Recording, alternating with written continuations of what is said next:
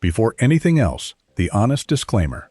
Everything I'm about to share comes from public ingredient labels, nutrition information, and my own opinion as someone who reads the fine print for a living. I'm not calling out any single company as a wrongdoer. What I'm doing is showing you what's actually in that red bottle in your fridge door, why it's in there, and how to pick a genuinely good ketchup in a few seconds. Ketchup seems like the most harmless thing in the world. It's on tables in every home in the country. But when you actually read the label, a lot of bottles are telling a very different story than the tomato on the front suggests. Let's take a closer look. Start with the basic idea. What should ketchup even be? At its core, real ketchup is tomatoes, vinegar, a bit of sweetener, salt, and some spices. Simple, old-fashioned, and genuinely fine in reasonable amounts. Here's a fun bit of history that actually matters. Ketchup didn't even start as a tomato product. Centuries ago, it was a fermented sauce, and it went through many forms before the tomato version we know took over. The point is that ketchup was originally a simple, honest condiment, and everything we're about to talk about is stuff that got added on top of that simple base over the last century to make it cheaper, sweeter, and longer lasting. So when you flip a bottle and find something quite different from that simple picture, that difference is the whole story. And the story usually revolves around one ingredient more than any other.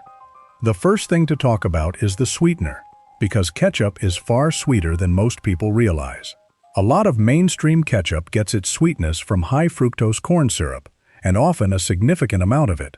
People think of ketchup as a savory tomato condiment, but by the numbers, a serving can carry a meaningful hit of added sugar.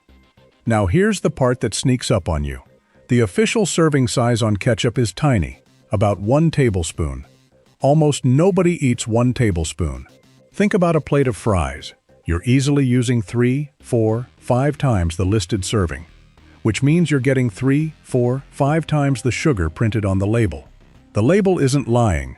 It's just counting on you not to notice how little a serving really is. The second thing is the high fructose corn syrup itself, and why it's there instead of regular sugar. It comes down to cost. It's often cheaper, and it blends smoothly into a liquid product. There's a long debate about whether it's meaningfully worse for you than plain sugar, and I'm not going to overstate it. But the honest point is this: a product you think of as a tomato product is, by ingredient order, sometimes closer to a sweetener product with tomato in it. When corn syrup appears very high on the ingredient list, that ordering is telling you what the bottle is mostly made of. The third thing is the fancy and natural marketing versus reality.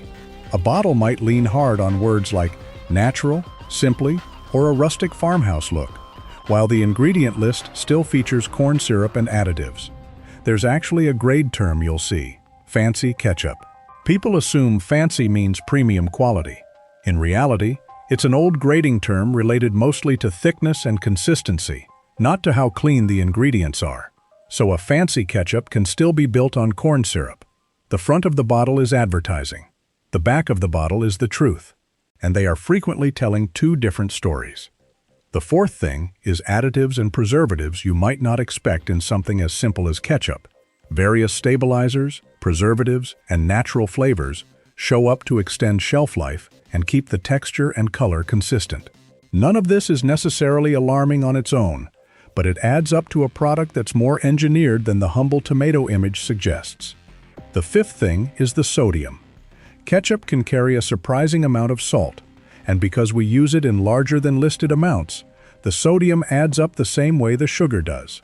Again, not a crisis in moderation, but worth knowing if it's a daily staple in your house, especially for kids who put it on everything from eggs to chicken to, somehow, more ketchup. There's something else worth understanding: what the tomato part actually is. Most ketchup isn't made from fresh tomatoes in the bottle. It's made from tomato concentrate or tomato paste that's been reconstituted with water. That's not a scandal by itself. It's just how the product is manufactured at scale. But it matters because the quality and the amount of actual tomato can vary a lot between a premium bottle and a bargain one. A cheaper ketchup may lean harder on water, sweetener, and thickeners to stretch a smaller amount of tomato, while a better one is genuinely tomato-forward. You can often taste the difference immediately. A good ketchup tastes like bright, cooked tomato with a tang, while a cheap one tastes mostly of sweet and sour with a tomato hint. And I want to come back to kids for a second, because this is where it really adds up. Children often treat ketchup as a food group. If a child is putting several tablespoons on a meal, once or twice a day, every day, that's a steady daily stream of added sugar coming from a source nobody's counting. Because in everyone's mind it's just ketchup. I'm not telling you to ban it. I'm telling you that switching the household bottle to a lower sugar or plain sugar version is one of those quiet swaps that changes nothing about dinner and quietly removes a real amount of sugar from a kid's week. It's an easy win precisely because nobody will notice the change except the label. There's a sixth thing I want to flag: the restaurant and takeout packet. Those little single-serve packets are formulated for shelf stability above all, and people tear open 5 or 6 of them without a second thought, which stacks the sugar and sodium fast. It's the same portion illusion as the serving size, just in a different disguise. Now let me give you the red flags to watch for at the store. Red flag number 1. High fructose corn syrup listed near the top. Ingredients are listed by weight, so anything near the top is a major component. If a sweetener is one of the first ingredients in your tomato condiment, that ordering tells you what you're really buying. Red flag number 2. A serving size that seems almost comically small. When you see a 1 tablespoon serving, mentally multiply the sugar and sodium by how much you actually use. The tiny serving size is the oldest trick for making the numbers look gentle. Red flag number 3. Front of label words like natural, simply, or fancy without a matching short ingredient list. If the marketing says wholesome, but the ingredients say otherwise, believe the ingredients every time. Red flag number 4. A long list of additives, stabilizers, and vague natural flavors. Real ketchup does not need a laboratory's worth of helpers. A long list is a sign of a more processed product. Red flag number 5. No simple version available. Some brands only sell the corn syrup-heavy formula. If a brand offers no straightforward tomatoes, vinegar, and a little sugar option at all, that tells you something about their priorities. Now the fair part, because I promise you good ketchup exists, and it's not hard to find. Here are the 4 types that are actually real. Real pick number 1.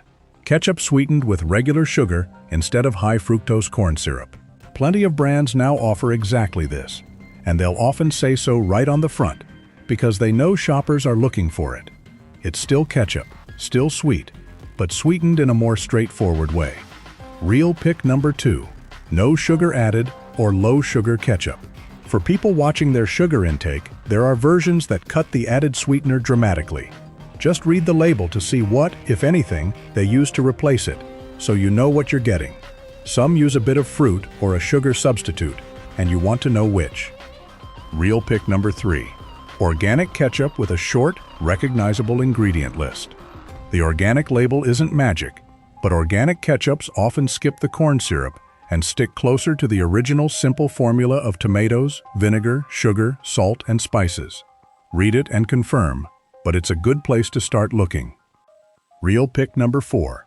Homemade or clean label ketchup, where you can read and understand every single ingredient. The gold standard is a bottle, where nothing on the list needs a chemistry degree to pronounce. And honestly, homemade ketchup is easier than people think.